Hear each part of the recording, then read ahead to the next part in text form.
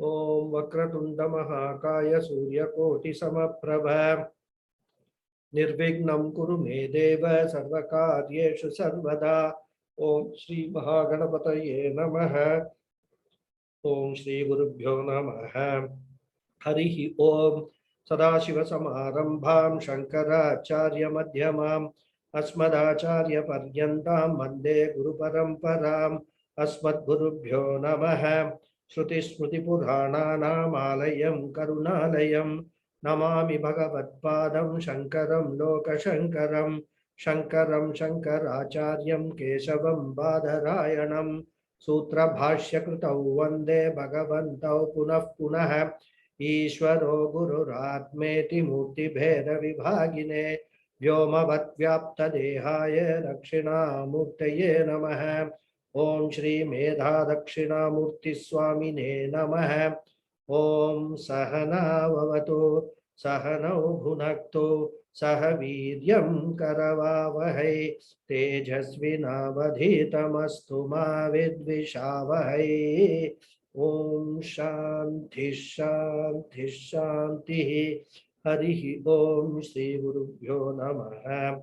Harihi Om. Om Satchidananda Rupaya Krishnaya Krishnakarine Namo Vedanta Vedyaya Gurave Buddhi Sakshine Krishna Dvaipayanam Vyasam Sarvalokahite Ratam Vedabja Bhaskaram Mande Shamadhi Nilayam Munim Sahasramurte Purushottamasya Sahasranetranana Pada Baho Sahasranamnam Stavanam Prashastam Niruchyate Janma Jaradhishantyai.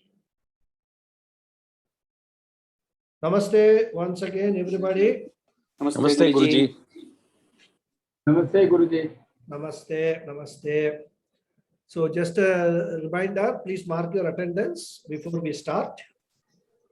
Namaste, Guruji. Namaste. So in the last class, we ended with this Vishwaretaha, right? That was the Nama we saw. Vishwaretaha, Vishwasya Karanatvat Vishwaretaha, said. Okay.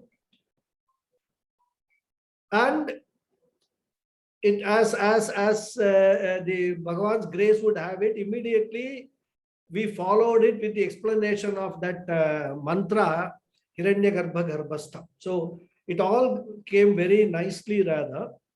So Vishwaretaha means he is the seed and also the womb of this entire universe, from which the universe is born. And following that, the next Nama fits in very well, Prajabhavaha. Sarvaha Prajaha Yat Sakashat Udbhavanti Sab Prajabhavaha, says Adi Shankara. Yat Sakashat Sarvaha Prajaha Udbhavanti. What does it mean? He is Prajabhavaha because all the Prajas, all beings are born from him only.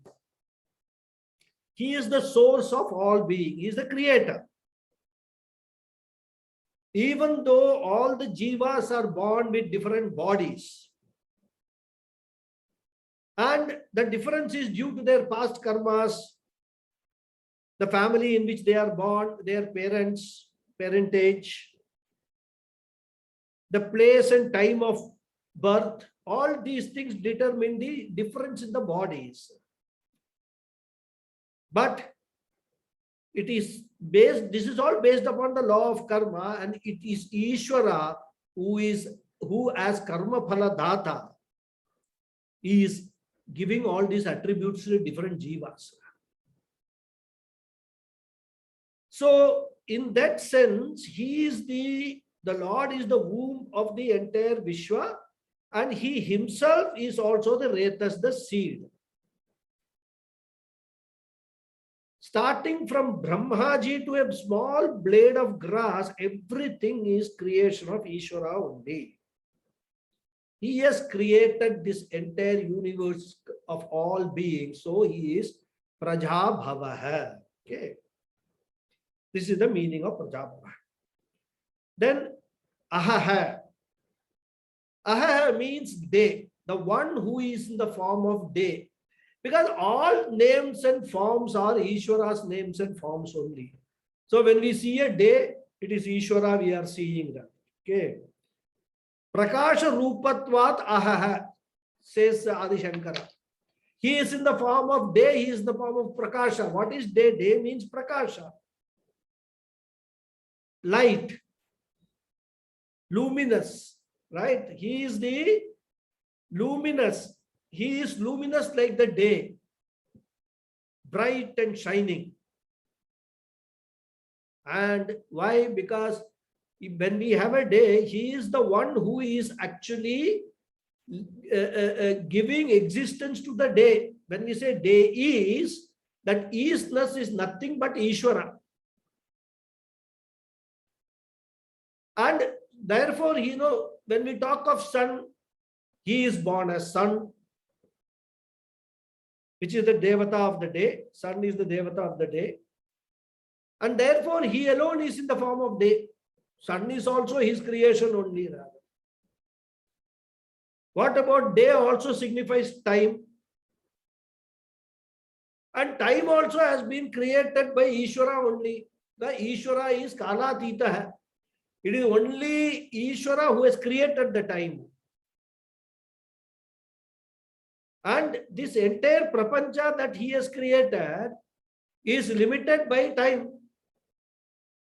That is why there will be a creation and there will be a pralayam also. Samhara will be there. Dissolution will be there. And not only that, because of the passage of time, this entire creation constantly keeps changing. So while the creation is changing, Ishvara is the changeless in this entire changing creation. So when one is limited by time, one has got what? A birth, a growth, and a death. These three things are there. This is a cycle which repeats itself. Because when something is born, it has to die. That is the rule. That is the nature's law. Rather. Only that which does not have death is unborn, ajaha, which is what? It is nothing but Ishvara, is ajaha. We'll come to those. Those names will all come. Okay. And so day is a part of time. And the rays of the sun, which we see, because of which the light spreads rather, he is in the form of those rays, sun's rays also. And finally, just as daylight removes darkness, similarly, Ishvara with his grace helps us to remove our darkness of ignorance, avidya, and those who surrender to him, those who have a shraddha in the Shastras and the Guru and the existence of Ishvara, to him he will give moksha also. He will bless them with moksha also. Well, based upon their own karmas, that is there. But even if karmas are there, those by getting this vidya, Brahma vidya, those karmas can be completely dissolved. Okay, so this is the ahaha meaning, day. So now we talked about a day. Now next Rama talks about a year, samvatsaraha, it says. The one who is in form of 1 year, a year. Again, a unit of time only. Year is also a unit of time. Adi Shankara says, Kalatmana stito Vishnuhu samvatsara ityuktaha.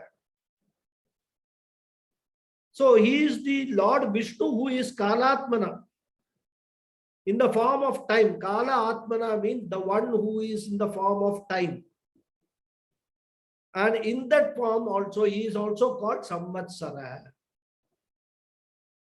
So it is Ishvara only who actually, marks the time, year, then Kalpa, whatever, yuga, all these times, what we can call Units. determination, units, time units, all determined by Ishvara only. Because why? He is the Lord of Kala itself. Whether it is 1 second or it is 1 kalpa, it is all determined by him. So that is why he can be called Samvatsaraha also. Then the next nama is Vyalaha. Vyalaha is a very nice one. The one who cannot be caught hold of is the meaning of Vyala. Adi Shankara says, Vyalavat Duradarsha Gajabat Grahitum Ashakyatvat Vyalaha. Because Vyalaha is that one which cannot be caught of. It could be a wild elephant. It could be a tiger. Or even venomous snakes and all that. It's not easily we can catch hold of them. They will just immediately vanish the moment they sense some danger to themselves. Right? So these things cannot be easily caught and tamed. It takes a hell of a, snake to catch and tame, it takes a lot of elephant, tiger also, very difficult to catch hold of and tame us and be tamed. Okay. Even wicked people can't be easily, you cannot teach dharma to wicked people. So what may strike unexpectedly and cannot be easily caught and tamed in time is Vyalaha. So Bhagavan, who is in the form of time, also cannot be easily caught or grasped or stopped by anybody.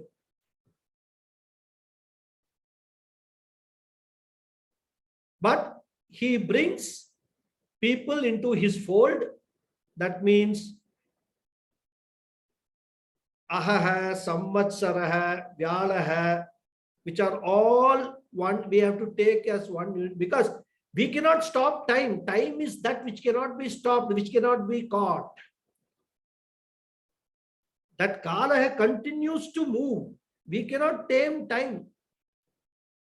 Anything else we can be able to, control. Time we cannot control.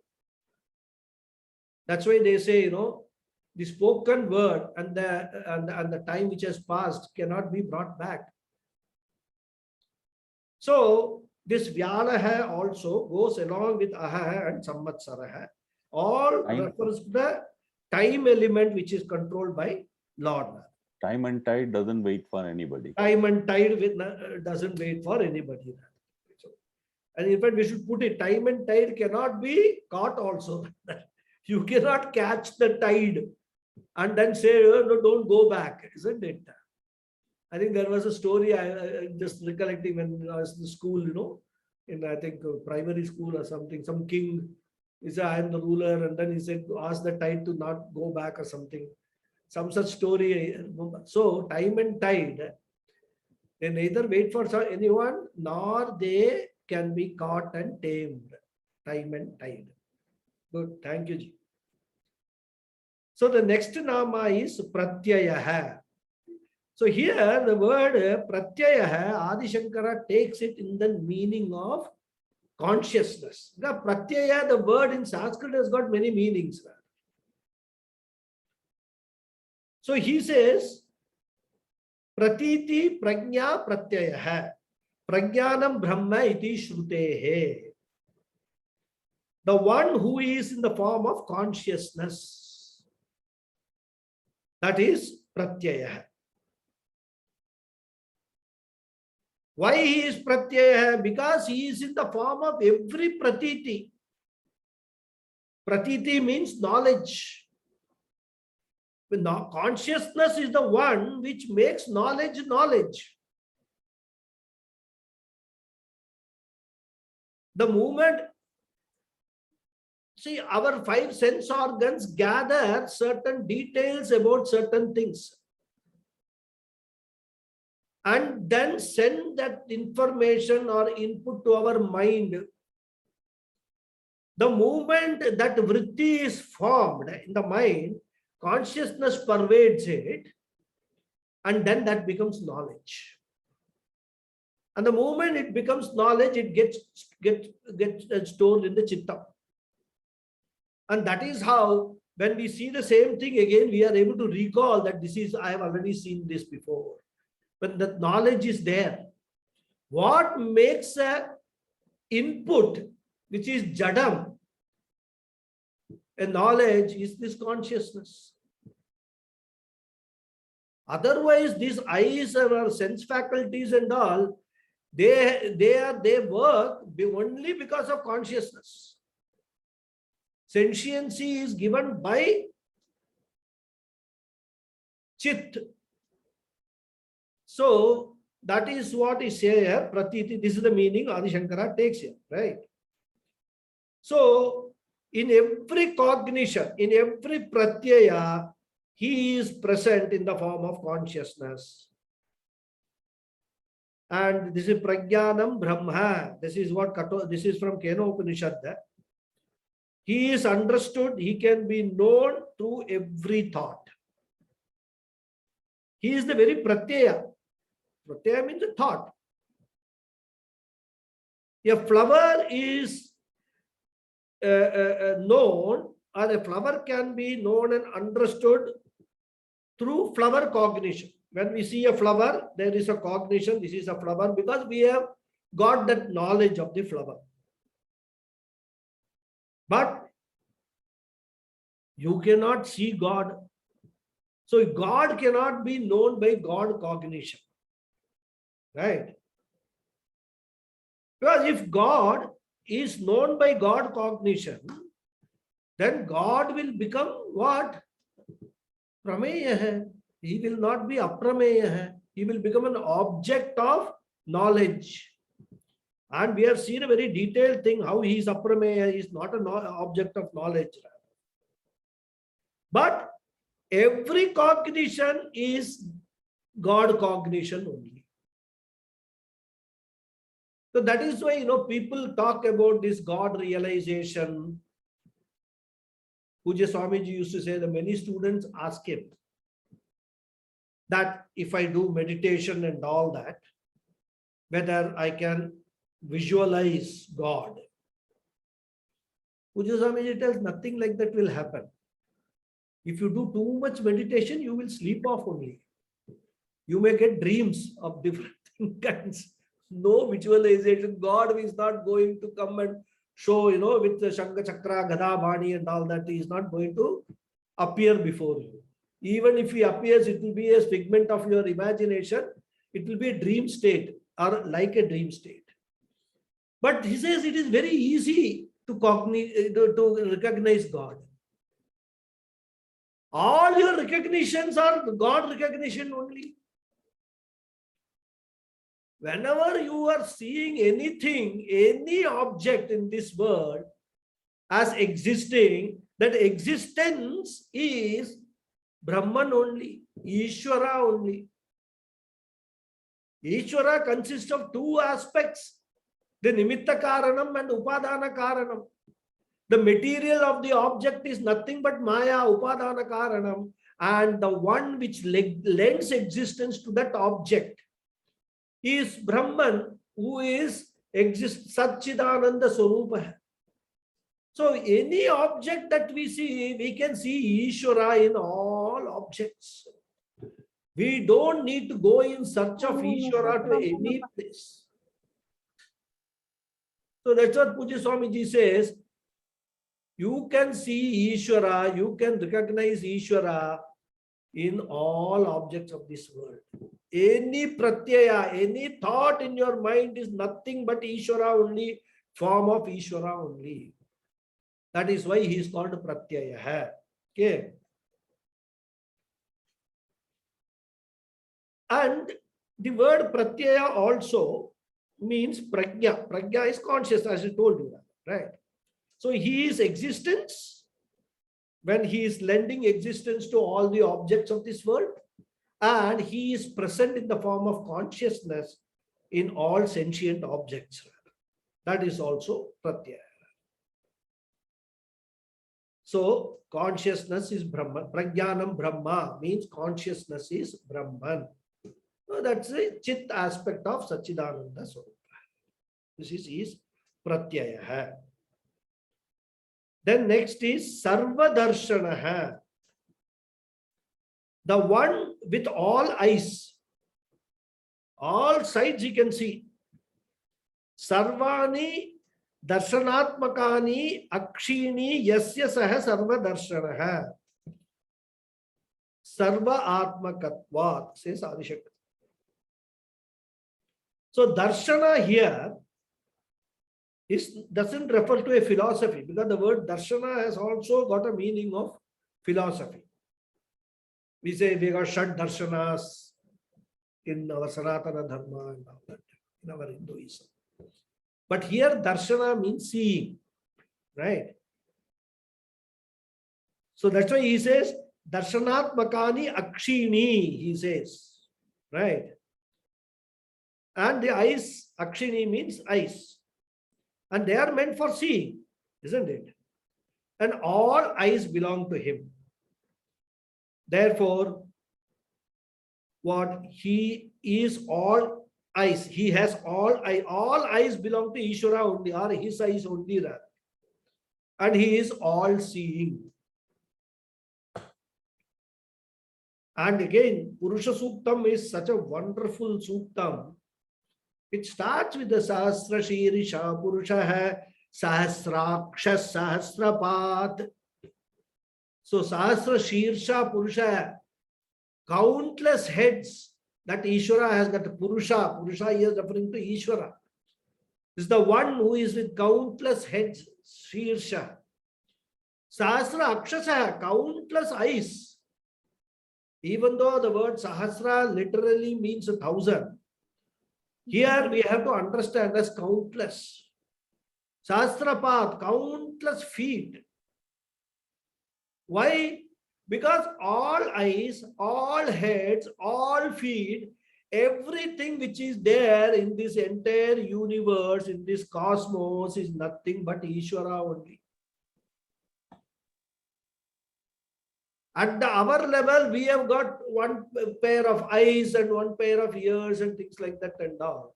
When you aggregate all the individuals, including animals, everything, what will be the result? Totality, and totality is Ishvara. For us, in our culture, Ishvara is not somebody sitting somewhere. He is the totality, he is the samashti. That is Ishvara. All power, Sarva Shaktiman, he is the sum of all powers, Sigma power of this world. All knowledge, Sarvajna, he is Ishvara. Why? Because when we aggregate all the knowledge, that is Ishvara.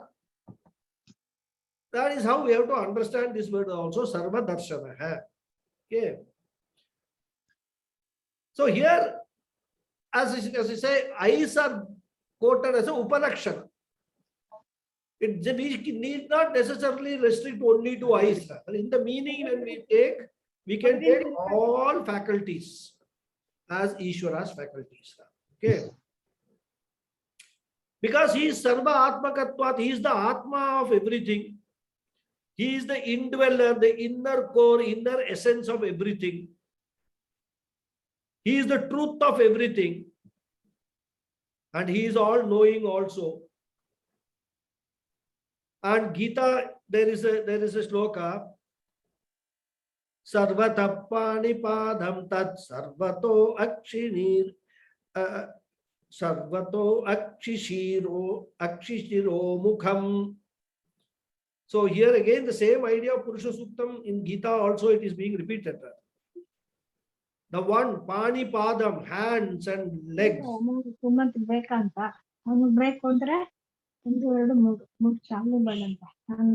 Can you all please mute yourself? because your private conversations are being broadcast on Zoom. So Sarvata Panipadam Tat Sarvato Akshishiro Mukham. Right? So he is the all hands, all legs, all heads, all eyes, all mouths, Mukham, everything is Ishvara only.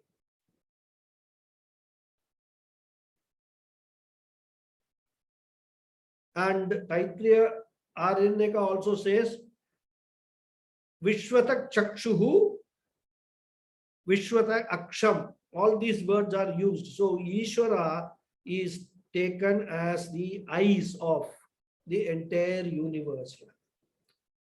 So he has eyes everywhere. That's why Sarva Darshana. And Pujya Swamiji adds, even though Adi Shankara does not take that meaning, Pujya Swamiji adds that we can also interpret Darshana as a philosophy. Because he is the one whom the various darshanas are of the Shastras are trying to reveal. What is the Vedanta Darshana, the Advaita Vedanta Darshana, or every Darshana for that matter you take? Their whole aim is to explain, to reveal Ishvara whom we cannot experience otherwise. So they have their own ways of revealing. So that way also we can take this Sarva Darshana as the one who is revealed by all the darshanas. Right? He is in the form of all the darshanas. That also we can take, because he is the Atma. He is the subject matter of all the darshanas.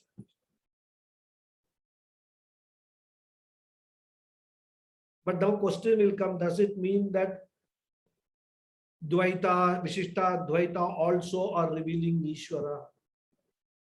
Answer is yes, they also reveal Ishvara. But they reveal only one aspect of Ishvara.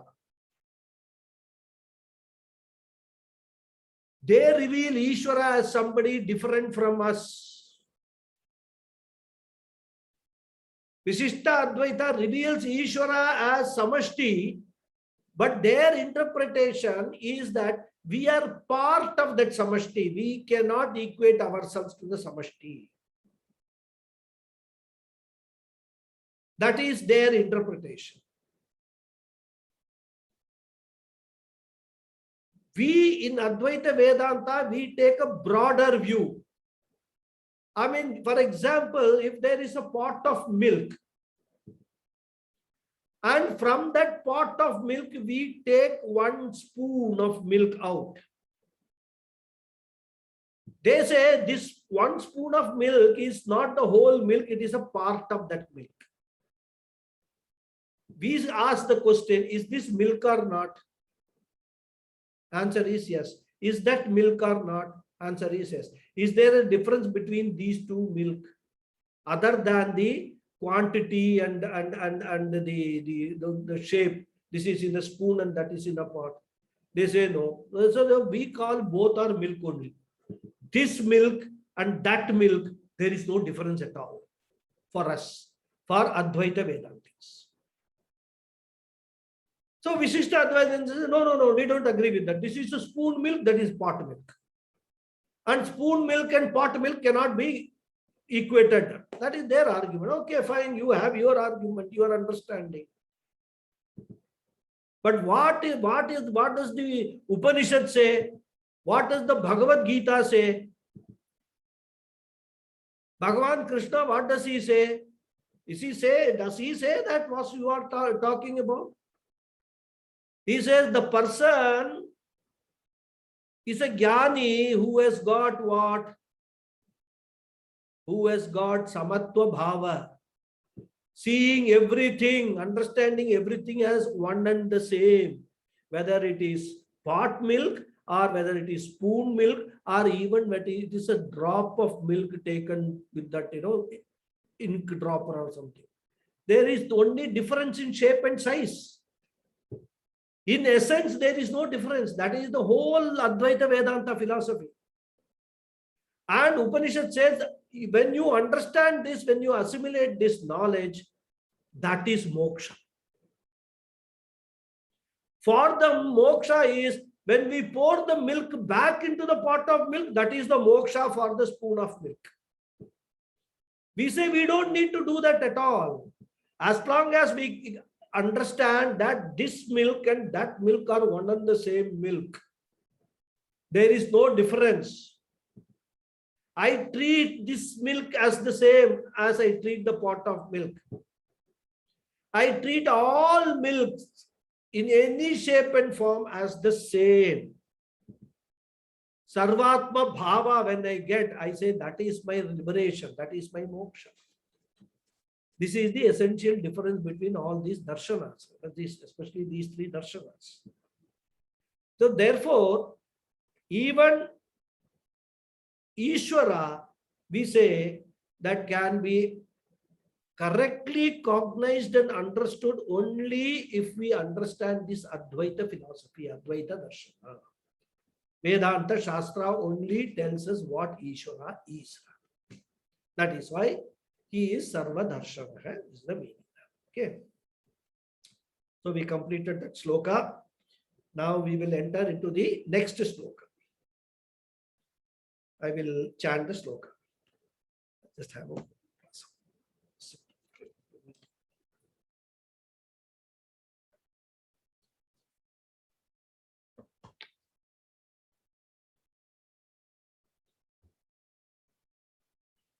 Aja Sarveshwara Siddha Siddhi Sarvadirachyuta Vrisha Kapirame Atma Sarva Yoga Vinisrita. So again, this sloka has got 9 namas. Ajaha, Sarveshwaraha, Siddhaha, Siddhihi, Sarvadihi, Achyutaha, Vrishakapihi, Ameyatma, Sarva Yoga Vinisritaha. That is one nama, Sarva Yoga Vinisritaha. So 95 to 103, 9 namas. Okay. Ajaha. Ajaha means the unborn. As I told you just a few minutes ago, na jayate iti ajaha. Very simply, he says, na jayate iti ajaha. The one who is not born is ajaha. Now, one may argue, what is not born cannot exist. So what is non-born should be non-existence, like a Vandya Putra or Sahasranamam. These are examples given in Vedanta Shastra. Vandya Putra means the child of a transgender. Or Sahasranamam, horn of a rabbit. Non-existence. These are the examples given there. Okay. In fact, Vandya Putra is a barren woman, not a transgender. The child of a barren woman, who doesn't have a child, who can't bear a child. Okay. So, even Bhagavan makes it clear in Mahabharata. Says, I was not born, nor am I born, nor will I be born. And negates the idea that, it may be non-existent by further saying, I am Kshetrajna.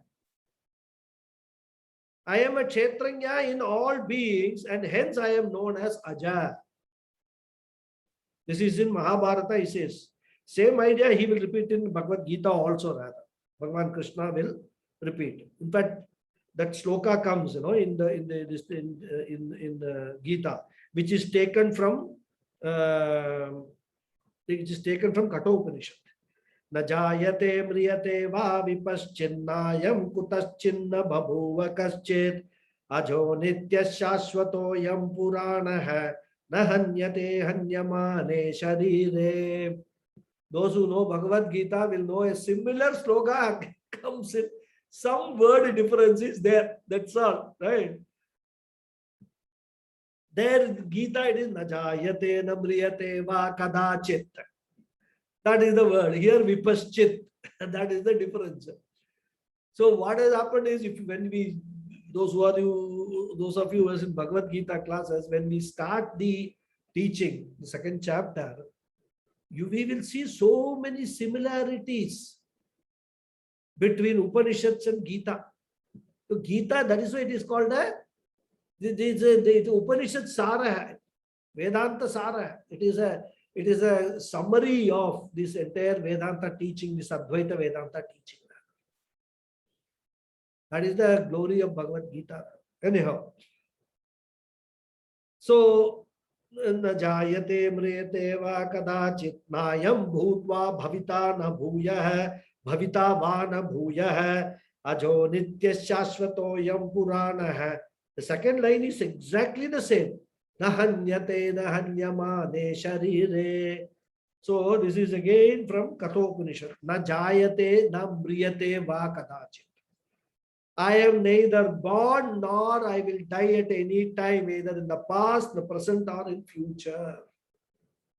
Unborn, always there.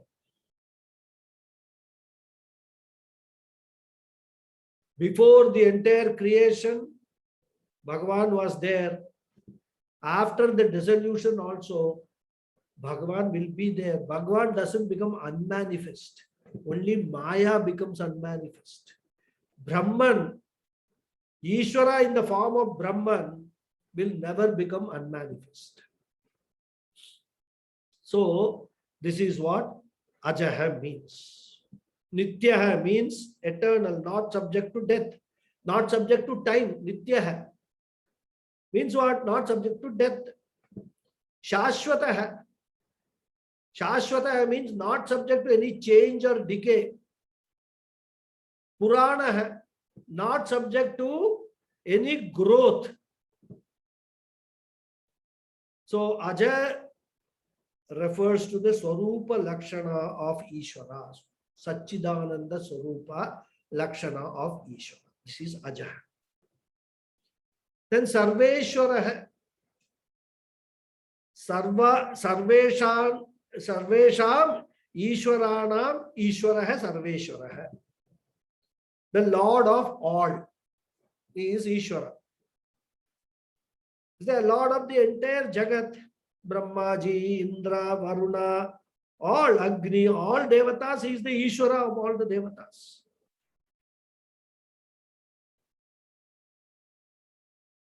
These Devatas have attained an Ishwaratvam because of their tapas which they have done. Severe tapas. And due to their karma phala which they have got from Ishvara alone. So he is Sarvesham Ishwaranam Ishwara. So when people say you have got 33 crore thousand gods, what is the harm in having 33? Because in every form we see Ishwara only. Agni is Ishwara for us. Because the Ishwaratvam of Agni has been got from Ishvara only, the Sarveshwara only. Isn't it? Because even in the army, there will be a commander-in-chief. And everybody below him will all be commanders of their respective units, and they will derive their power of commandership from the commander-in-chief only. That is how even organization, institutions work. Country works like that. All this, government officers, class 1 office, they all derive their powers from the President of India. And Constitution bestows the power on President of India. So, the Sarveshwara, we can easily understand, relate it in terms of what we actually experience in our, day-to-day life itself. Okay. So, but being Sarveshwara, he has got the complete overlordship over everything. All Devas, Asuras, everything, he has got the overlordship.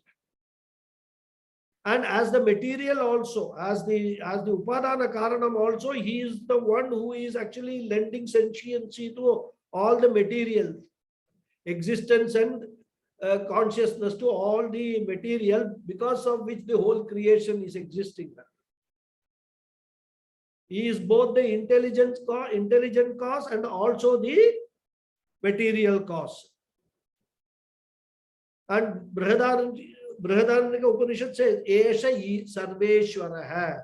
So that word, Sarveshwara, the source is in Brihadaranyaka Upanishad. Okay. So this is Sarveshwara. Then Siddha. Siddha means ever accomplished. Nitya Nishpanna Rupatvat Siddha. So a sadhaka is one who seeks to accomplish something. It's a seeker. Sadhaka is a seeker. He is seeking to accomplish something. And sadhana is the means for accomplishing it. We have seen this earlier. I'm just reminding you. Sadhana is the means to accomplish it. And what is to be accomplished is sadhya. The goal is called sadhya. So when the sadhaka, using the sadhana, accomplishes the sadhya, he becomes siddha. So the word siddha means who has accomplished what is to be accomplished. That is the word, meaning of the word siddha. Guruji, sorry to interrupt. Can you just repeat what you said? That was wonderful. Can you just tell that, sir? Sadhaka. Yeah. Sadhaka means a seeker. A person who is seeking something. In our context, let us say he is seeking moksha, let us say. Okay. And the means which he employs to achieve the goal of moksha is called sadhana. And the goal, moksha itself, is called sadhya. So, what the sadhaka does, a sadhaka uses the sadhana, the means, to achieve a sadhya, the goal. And when he has achieved that goal, he is known as siddha. So siddha, he is one who has accomplished what was to be accomplished. And Ishvara is one who is to be known. The question is, we are talking about sadhaka and all, where is Ishvara in all these things will be the question.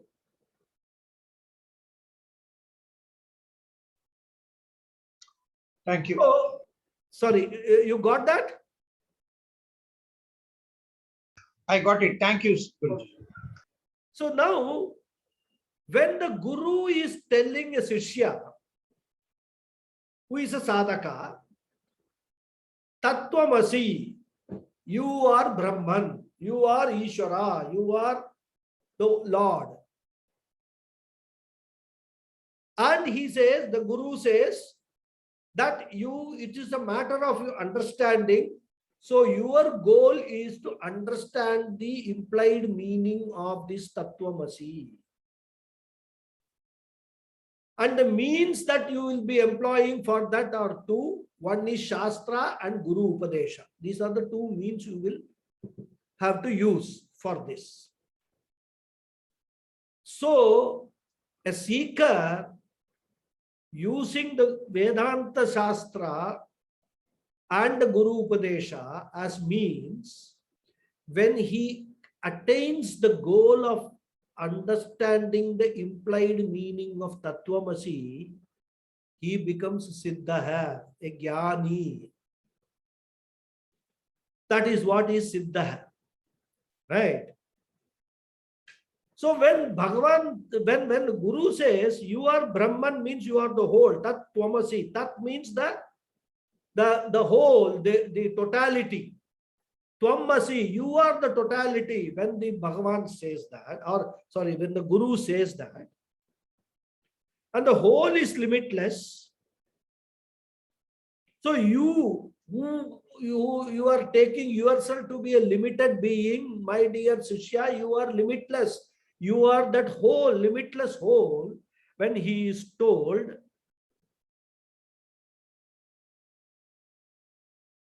then it is referring to the totality Ishvara.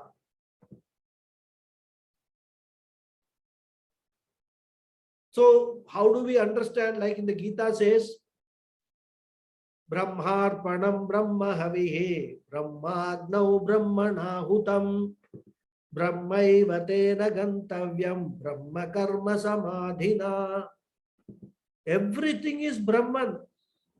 When we are doing a homa or a yajna, it is said in the context of a yajna, everything is Brahman. Arpanam, with which we pour the ghee, oblations, that arpanam is Brahma. That spoon called arpanam. Havis, that that cooked rice which we offer into the fire, that is Brahman. Ahutis which we give, Brahmanahutam, that is Brahman. Brahma Agni to which we are giving is Brahman. So everything is Brahman. When you understand that everything is Brahman, that is, you have understood Tattvamasi. Because in that everything I am also included. I cannot separate myself from everything, isn't it? I am a part of everything. So being a part, I am the whole. Just remember the example of milk. If everything is Brahman, I am a part of everything, so I should also be Brahman. So, what is to be accomplished? This Satyam, Jnanam, Anantam, Brahma, the meaning of that. And the means is not separate from Brahman. The sadhana is not separate from Brahman. The sadhya is not separate from Brahman. The seeker is not separate from Brahman. And the Siddha Purusha who is accomplished, he is also not separate from Brahman. Because everything is Brahman. So nothing is separate from Brahman. So Brahman is never sadhya, but always a siddha only. That is why he is siddha. Again, Puji Swami says, many people, when this example is given of Tattvamasi, Sadhya, Sadhana, and Sadhaka, Sadhana, and Sadhya, they have an orientation that it is a goal. Moksha is a goal to be accomplished. This is the problem. If it is a goal to be accomplished, what does it mean? Today I am not that, but by using a certain means, I will become that. The moment you use the word become, you are getting into samsara. So the whole teaching of Vedanta is not to accomplish anything. The whole teaching of Vedanta is to remove our ignorance that I am already Siddha. This is what we being Siddha, we being the accomplished, we being the Swarupataya, we being Brahman himself, who is Siddha, Ishvara, who is Siddha, we, because of our ignorance, are taking ourselves to be Anishvara. Anishvara means, we must not misunderstand. Anishvara means the one who does not have Ishvara. But here, not Ishvara, we can take.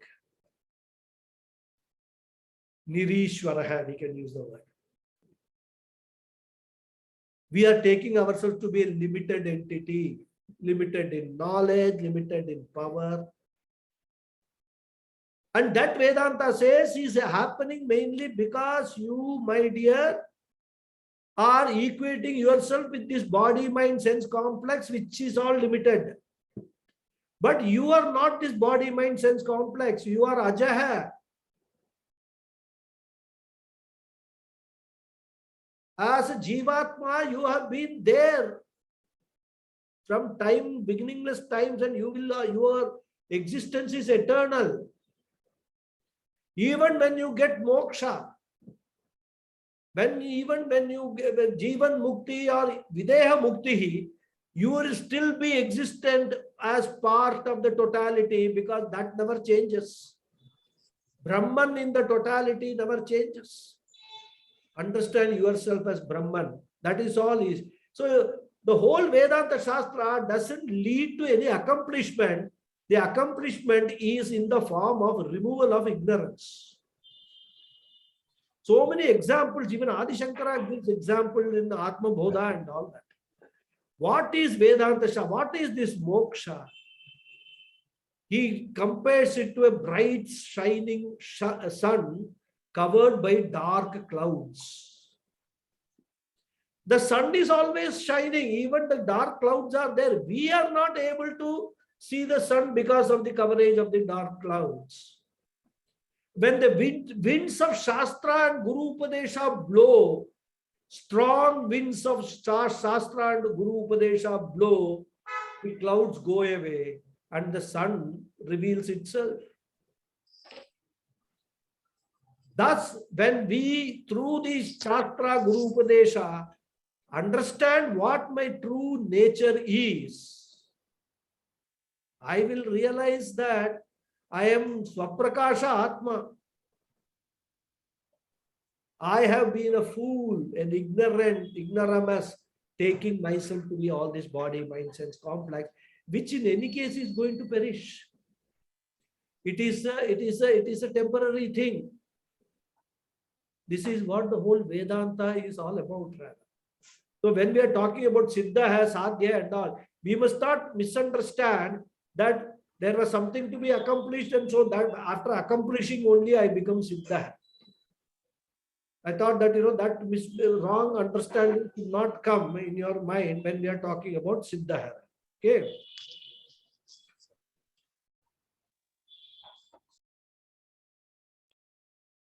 So many people say, and Puja Swamiji gives this example.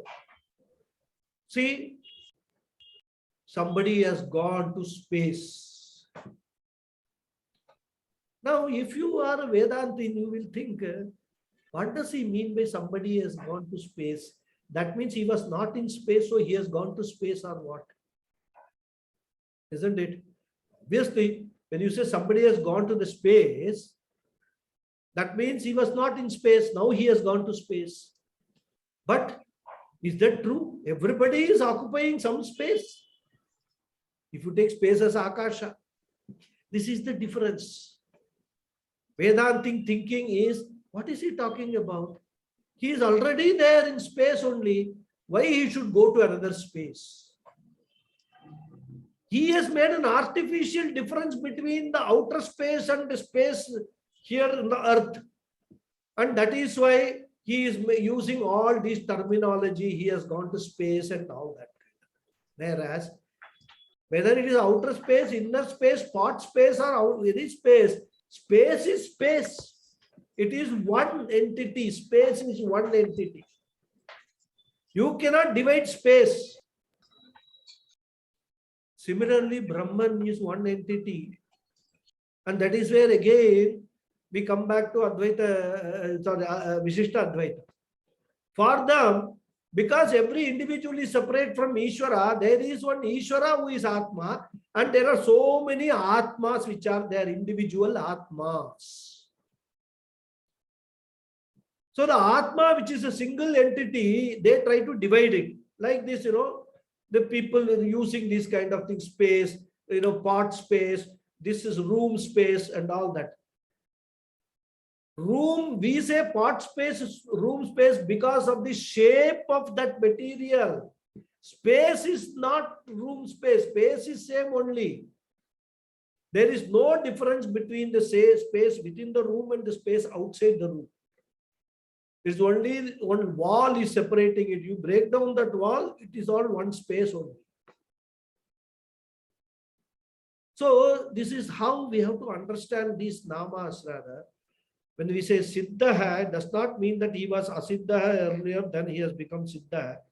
It is to show that he was always Siddha. We are also always Siddha. Okay. So Param Brahma is always Siddha.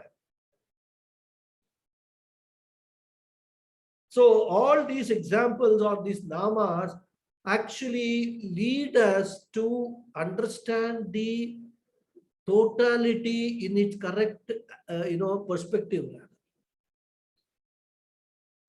Even when we are sitting and doing Vishnu Sahasranamam chanting, and these words come in our, these namas come in our mind, what we must understand is that, hey, Ishvara, even though I am saying all these namas, these are my namas only.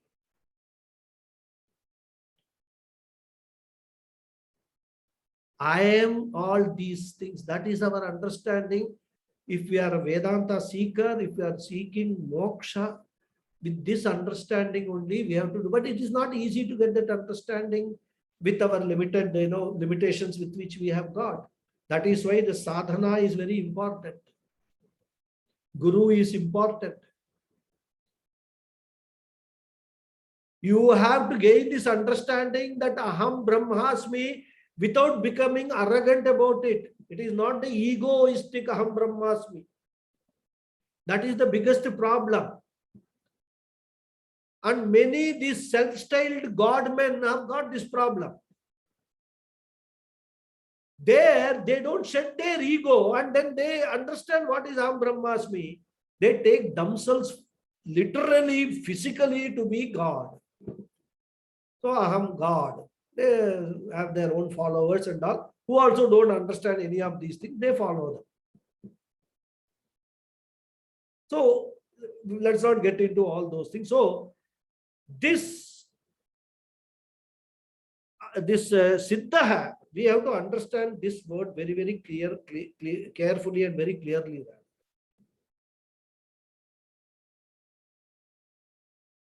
Pujya Swamiji gives another example, the clay and pot example. Because a pot is nothing but clay in a certain shape and form. When that shape and form goes away, the pot will get back its status of clay. No, get back also is a wrong. It was always clay. When it was lump of clay, given a shape of a pot. When the potness goes, or the pot shape goes away, it will be a lump of clay. So the lump of clay has never become anything different. It has always remained a clay only. Temporarily, it took a shape and size of a pot. Similarly, we also are Brahman only. Temporarily, we have taken a certain body, certain shape and all that. And not only we, everything in this universe. The essence is that Brahman only, right? So he is Siddha, ever accomplished. There is nothing for Ishvara to accomplish. He is always Siddha, so are we. So with that, I think we will stop here and we will take Siddhi next class. Okay. Om Purnamadav Purnamidam Purnat Purnamudachyate Purnasya Purnamadhaya Purnameva Vasishyate. Om Shanti Shanti Shanti. Harihi Om Shri Gurubhyo Namaha. Harihi Om. Thank you all very much. Hari Om Guruji. Thank you, Guruji. Hari Om Guruji. Thank you. Thank you. Namaskaram, Guruji. Namaskaram. Harihi Om. Dhanyavadah. Hari Om. Thank you, Mama. Namaskaram. Thank you. Thank you. Namaskaram, Guruji. Namaskaram. Thank you, Guruji. Hari Om. I have Thank you, Guruji. Thank you very much. Thank you very much. Thank you very much. Yes, Very, Hariji. Guruji, can very you nice. use the English translation of Siddhi? Sorry, one second. The English word for Siddhi. There is a one day I am muting everybody because there is some background noise I am getting. I'm not able to hear you. But Hariji, you can unmute yourself and talk and ask the question. What is the English word for Siddhi? Accomplished. Accomplished. Siddhi means goal. Siddhi is sadhya. Siddhi, let me see. Siddha is the one who is accomplished. Siddhi is accomplishment, you can call it.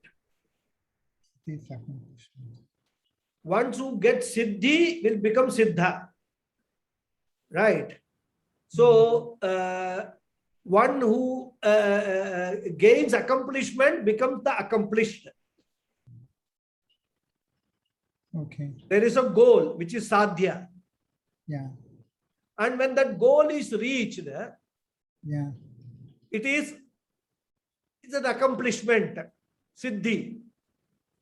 And the one who has got Siddhi is Siddha, accomplished. Okay. That is how we can translate it. Could we use attained also, Guruji? Attained we can use, yes. Accomplished, attained, yes. We can use that. Attainment is Siddhi, attained is Siddha. The one who has attained is Siddha.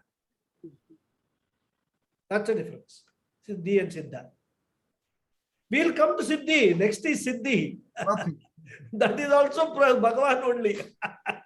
There's no difference. There's actually speaking from Ishvara's point of view, there is nothing to be accomplished. There is no accomplished, the one who is accomplished and all. Everything is Ishvara. Whether you say accomplished, accomplishment, to be accomplished, goal, everything is Ishvara. So where is the question of all these differences? We are actually giving words because of the language we use. We need to understand, go beyond all this, understand everything is Ishvara only. And that is what will put us firmly on the path of our spiritual journey. Guruji? Yes.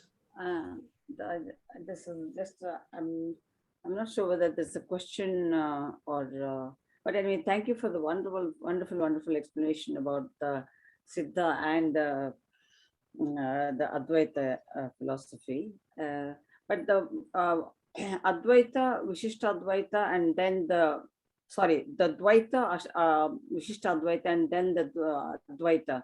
They're all the different stages of evolution. There's nothing wrong with any of them. Nothing wrong with any of them. No, absolutely. Because they are all different. You are right. I mean, one way you to look at it is different stages of evolution. But what happens is, it is a different way they look at the reality. That's all. I mean, for example, we will read, suppose we are in high school, right? There will be a subject called physics or chemistry, any subject you take. We will study certain aspects of that physics in high school. Then when we go to the college, undergraduate, we will have physics as a subject, but that physics will be revealed to us in a much broader context in the college. It will not be, but what we studied in high school will not be negated. It will not become invalid because of that, right? But that vision of physics which we got in high school will be broadened. When we go to a postgraduate level, MSc level and all that, the same physics will be much more broadened. And then when we go to the PhD level, it will be the same physics, but we will get into the very subtle aspects of that physics and so many things, research into certain aspects which people have not researched earlier. We will study so many research papers and all that. So when you look at Dvaitam, Vishishta Dvaitam and Advaitam, it is nothing but this progress. And where do we get this Advaita philosophy? The ultimate is the Vedas and the Upanishads. Vedanta is the ultimate. But if you teach Vedanta or the PhD level physics to a high school person, he will not understand ABCD of it, isn't it?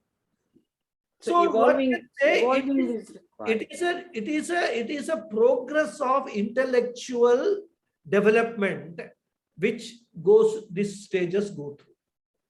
Sorry, I interrupted you. Well, I wanted to complete. No, Guruji, I interpreted you. I'm sorry about that. You were saying no, evolving is required, and then not to just stay stuck at one level and then say only Yes, that is yes, true. yes, Keep yes. on evolving until you reach the Advaita and the ultimate knowledge. That's what. Because even when Vishnu Sahasranamam we take, it is set in the context of Dvaitam.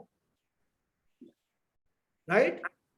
Basically, we are seeing ourselves totally different because we are assuming a Vishnu, visualizing a Vishnu, a all-powerful Ishvara, and then we are actually praising that Vishnu. What is that form? That is Dvaitam only.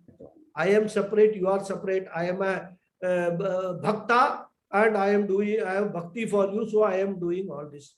You can understand Vishnu Sahasranamam in that sense. One stage. The same Vishnu Sahasranamam, when you look at some of the namas, you can understand it as part of the Visishta Advaita philosophy also. Because my aim here is to Salokya Mukti or Sayujya Mukti. That is why I am doing Vishnu Sahasranamam. After this, I consider myself to be a part of Ishvara. And after my death, I will actually go and serve Ishvara. I will be in the court of Lord Vishnu. I will serve Ishvara and then I will get mukti, become one with Vishnu. This is the part of, this is the Vishishta Advaita, this thing. So they, in Dvaita, they consider totally different. And in fact, for them to say that I am equivalent to Ishvara is blasphemy. Because that Dvaita is required for the understanding. We start with Dvaita only. But unfortunately, we are stuck with Dvaita. We have not, we have that high school pass people, most of us. We are in the high school only. We have not even gone to the Visishta Advaita, which is the next logical step. Swamiji, that's why our Swamiji, Guruji used to explain 3 steps: Brahma Nasti, Brahma Asti, Brahma Asmi. We have to go 3 steps. No God, yes God. It is Asmi. Asmi also A and B. Asmi is in me. A, B is me. Is a thing. You have to grow from 5th standard to your postgraduate, what you said. Exactly. So that is how it is. That is why what happens? Everybody who goes to school, do they go to do PhD? They don't. No. Isn't it? No. Many people will be school dropout. Somebody will do some BA, BSc and all that kind of a thing.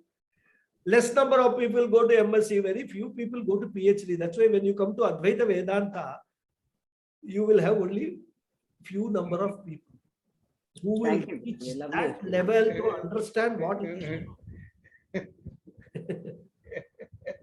Thank you very much. Hari Om. Thank you. Hari Om. Hari Om. Hari Om. Thank you. Any more questions? Yes. Yes, good. Guruji.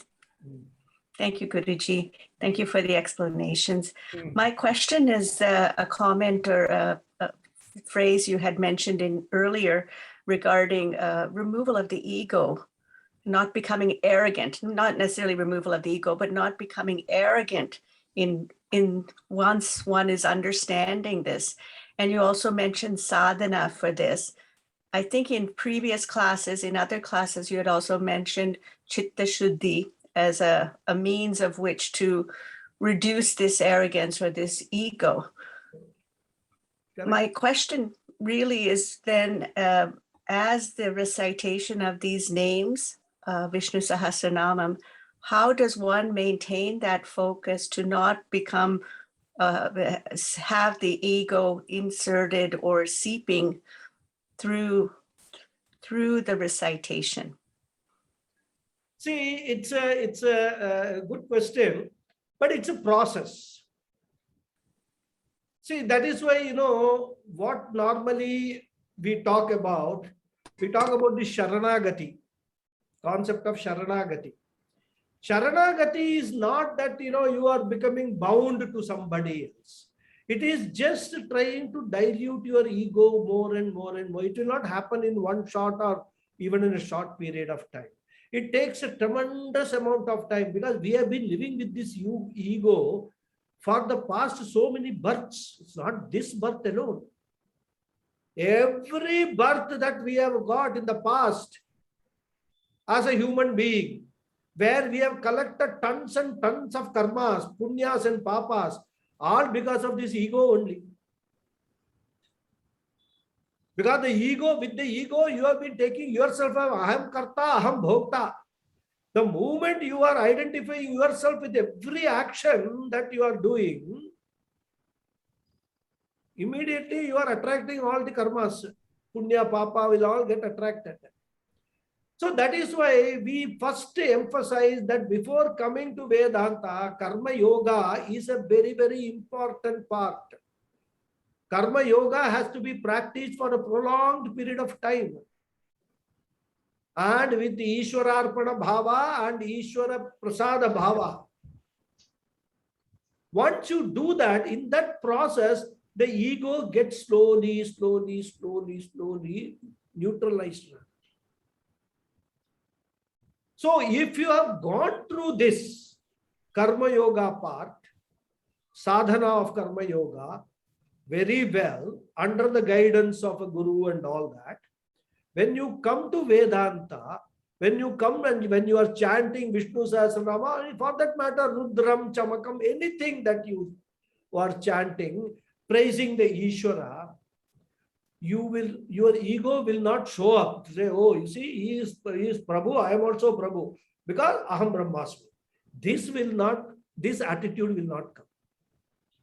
You will become, the more ego goes away, you will become more humble. What is the sign that you have actually diluted your ego? Humility is the only sign. Humility need not necessarily mean subservient. Humility represents a reverence towards everything, everybody else. Humility is what? I am not collecting anything for myself. Whatever I am doing it for other people, for other beings who are there in this. So that compassion, humility, all these, when they start coming in you, you will know that your ego has subsided sufficiently. Till such time, you can easily identify that what is ego, what is not ego, where the ego is acting. Ultimately, what is problem? Problem is ego is directly related to our free will. So this is all interconnected. In fact, it's a broad canvas when you bring into it. When you surrender your free will to the order of Ishvara, to the totality, and put your own life in consonance with the law of the whole universe. But that is something which we can easily observe. What does that universe say?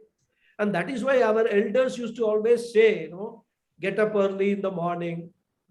In fact, before sunrise, you get up and you do all your, oblations and things like that, and all whatever you have to do in the morning and all that. Have certain discipline, do things at the right time. Food you are eating, sattvic food you eat. Don't eat rajasic and tamasic foods. So all this is what? This is all trying to put ourselves in the framework of the nature. The nearer we go to the totality, the nearer we are to the moksha, nearer to Ishvara, nearer to moksha. So we have to, and in that process, we will slowly also, sacrifice our free will. So when the ego is totally gone, your free will is gone. And that is what is called Sharanagati. Sharanagati is not a physical Sharanagati. Sharanagati is just surrendering to the God, that I will be led by. I know that it is all my karma which is leading me. You are a karma phala dhata. I will surrender my life to this karma. Let it play out. I will not do anything to resist these karmas. That is what is the ultimate jnani's position. That's why jnanis may have so many problems, but they will not try to overcome them, because they know that they cannot be overcome. They have to play it out. And their goal is what? If I try to prevent this karma, I have to do another karma to prevent this karma phalam. Then I am adding one more karma to my account. So what happens? You don't try that at all. When you don't try that, with the end of this karma, that means the end of that body rebirth is assured.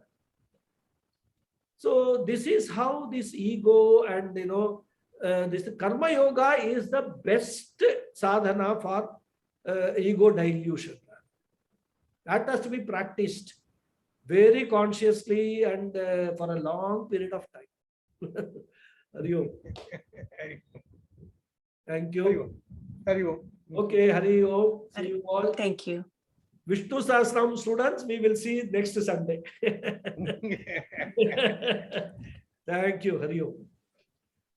Thank you, Guruji. Thank you. Thank you. Thank you. Thank you.